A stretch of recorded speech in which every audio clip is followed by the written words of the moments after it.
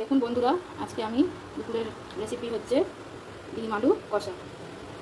কড়া গরম হয়ে গেছে, আমি তেল দিয়ে দিলাম ডিমটা ভাজার জন্য। দেখুন তেলটা গরম হয়ে গেছে, এবার আমি ডিমগুলো দিয়ে দেবো।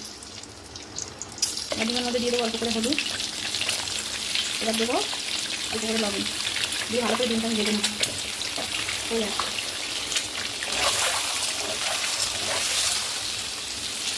দেখুন ডিমগুলো আমার ভাজা হয়ে গেছে। আমি বেশি কড়া করে ডিম ভাজি না, এরকম হালকা করে ডিম ভাজি। এবার আমি ডিমগুলো উঠিয়ে নেবো। এই ডিম ভাজার তেলের মধ্যে আমি ফোড়নের জন্য দিয়ে দেবো তেজপাতা আর দেবো, এবার দেবো গোটা জিরে। আমি ব্লেন্ডারের মধ্যে আদা রসুন পেঁয়াজ আর কাঁচা লঙ্কা পেস্ট করে নিয়েছি। এই তেলের মধ্যে মশলাটা কষিয়ে নেব।